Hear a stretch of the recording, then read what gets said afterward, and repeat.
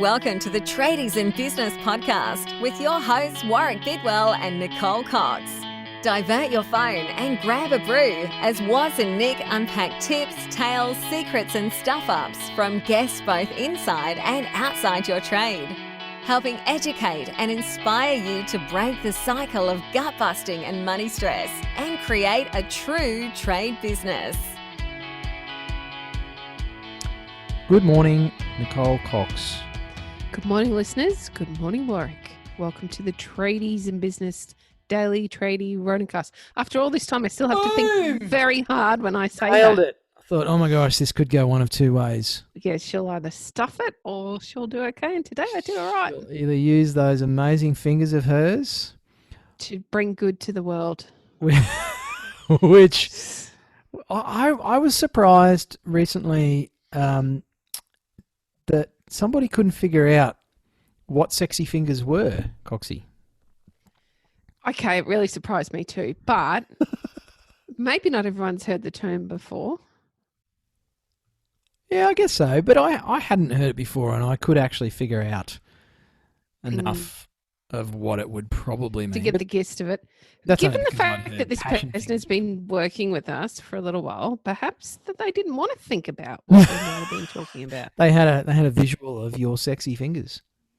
Mm, And now our listeners have the same. yes. They can't see me waving at the camera. Yeah. Anyway, we're not here to talk about your fingers, are we, Coxie? No, we're not. No. We're here to talk about, I don't know what we're talking about today. Damn, I was hoping you'd actually Thursday? chime in with something really super intelligent then and make it sound like we just completely planned that out. Well, I do have a subject. I would like to start encouraging our customers to think positively about these proposed incentives for working on your home. So we put a post up in the group earlier this week, and holy moly, did it open up, or we kicked over a hornet's nest, essentially. And there was a lot of negativity on there, and a lot of it was quite reasonable negativity if we think back to things like the insulation scheme that we had in Australia for a time. But wasn't that a good one? I actually think this could, we've had first home buyers grants for years and years and years. We've had, to varying degrees, at one stage you could purchase an existing home. They've always been there for a very long period of time. They've been there for a brand new build, but they've dropped off if you bought an existing home. There's never been any incentive to make changes or additions to your current home. So I actually think this is a real positive. And yep, sure, there's going to be some kinks to iron out or things that don't go quite right. But I feel overwhelmingly there's a real opportunity here for our tradies to look at some positive marketing ideas, to look at how they can get their customers engaged with this entire idea. What can we be doing to benefit from it within our own business? And now's the time to do that thinking before they're actually even announced. Yeah. So there you go. That's what we're going to talk about today. It's interesting, the default reaction to some of this stuff of taking the negative. Because we're faced with a choice, right? Whenever any of this sort of stuff comes out, there's an each way bet. You can either go the positive and support it and say, what an awesome thing, how do we make this work? Or we can go the negative and say, oh, what a crock, it's going to fail, this is all bad. And we could be who was that character where the sky was going to fall in? Chicken Little. Henny Penny? Henny Penny? The sky is falling, the sky is falling. And Little Henny Penny. It's it's just interesting to see how many people tend to the negative and this won't work. Yeah. And I suppose, Coxie, that I'm choosing my words here, but stuff it. It's like, why would you choose a negative? Why would you poo-poo every fucking thing that comes out? Oh, there we go. It's an explicit episode. And this was not the direction I was going to take this in, but go on, have your little rant. Poked me in the eye, Coxie. I did. I kicked over your hornet's nest. I wonder how those same people are going in business and in life. You know how most of them are going in business and in life because we experience them every day. When you're Yes. negative in one part of your life, they're negative everywhere. And what does consistent negativity bring? More negativity. And you and I talk about that, and we have talked about that, and I don't think that we have some magical gift of getting people to change who they are just because they listen to our podcast. And if you're listening to this podcast, I just want you to stop and think, do a quick little audit in your mind of, are you on the whole more of the negative view of things when they come out? New software, new industry practices, new legislation, new anything. Do you tend to approach change with that, oh, that'll never work, or that's shit for these reasons, or, oh, I can't believe they've done that? Or do you tend to look at things and go, okay, where's the opportunity in this? How can I, turn this into a positive, or make this a good thing for my business or my family or whatever it might be? Which camp are you in, listeners? You in the negative Nancy camp or the positive Peter camp? I just made up positive. It's Patsy. Patsy, no, is Patsy. it? Oh, okay. See, I'm a positive Patsy to a fault. I don't even know who positive Patsy is because I've never met one, really. Actually, I have. I've two people. Foxy's holding up two fingers. No. I used to be a negative Nancy, Coxie. Oh, I don't believe it, Warwick. I couldn't tell if your sarcasm font was on then. It is on. It's stuck hard. Screw you, Really? hippie. Yes, No. I was a negative Nancy. You know what I used to do? I used to catastrophize. Oh, my goodness. Yeah. My father used to basically say that I was Doomsday Warwick because something would happen and it'd be the end of the world. I know a lot of people like that. And I can tell you it didn't serve me well. For those who've listened to the podcast for a while now, and a lot of people have gone back and listened to every single episode, which still scares the shit out of me, because I think of all the crap that I've talked in the last 5 years on this show.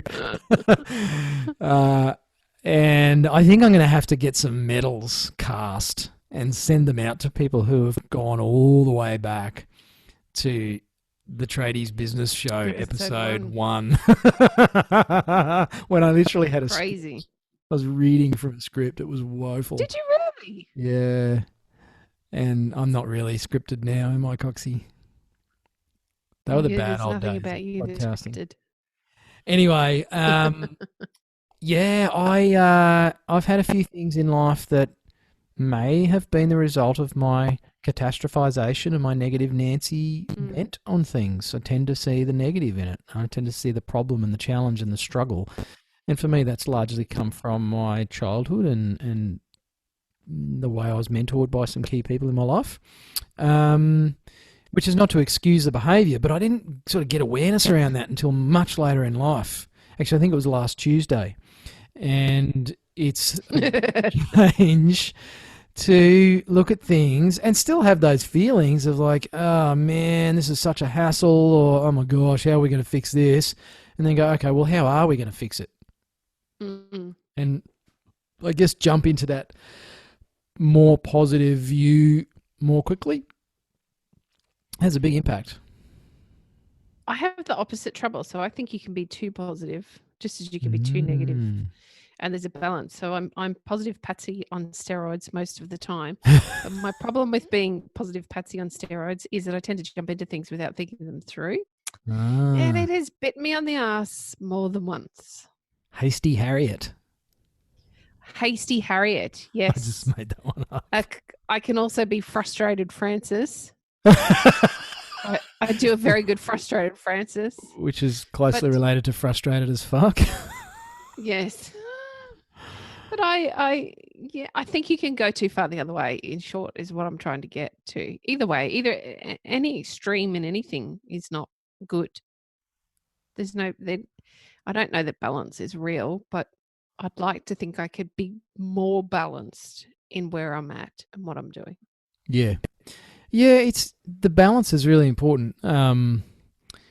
A bit of negativity is important. A bit of positivity is important. A bit of that middle ground is important. And like you say, that balance is the thing, because too far with anything, too far either way on that spectrum, or as the pendulum swings, is going to get you into trouble. So, have I already asked the listeners a question? Yes, I did. Negative Nancy or positive Patsy, is it? Where do you sit on the spectrum, listeners? Are you too far one way or the other, or do you think you kind of swing around the middle? That sounds good, doesn't it? And how does it work for you? For any analogy that you're making. We want to hear from you. But, check in with yourself. I think that's the key, Coxie, is check in with yourself and just get some awareness around. Do you hear about the money that's going to be splashed around construction and go, oh, that's a load of shit, they're fucking this, that, and the other, and it's all negative? Or do you tend to be like, oh, this is a cool opportunity? So for those that are thinking about the cool opportunity, if I could do the great white shark today for you, Tom, I would come back and say, now is the time to think about how you're going to factor this into your marketing plan for your trade business. Because one way or another, there is going to be some money out there in the community very soon. Now is a great time to start thinking about playing into some of those pain points that your target market might be feeling, and start talking to those and how this money can be used to help address some of those pain points. Today I got to be a shark. I'm feeling pretty good about being a shark. The great white grey. Can't tell under those sexy headphones, Coxie, that are wrecking your doom. That's hilarious, because I'm the only one wearing headphones today. Mine hurt my ears. My ears are so big that they get squashed under the headphones, because headphones are made for people with normal-sized ears. Yeah, that's great. I'm going to cut that quote out, and I'm going to play it to my children who tell me I have big ears all the time.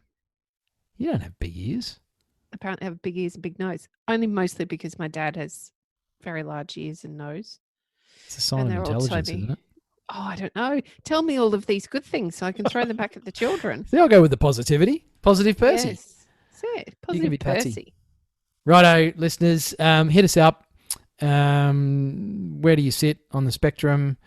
And, yeah, probably better than that is Coxie's suggestion. How can you turn it into an opportunity for your business? Get on the choo-choo train. You might as well. Someone else will. Train.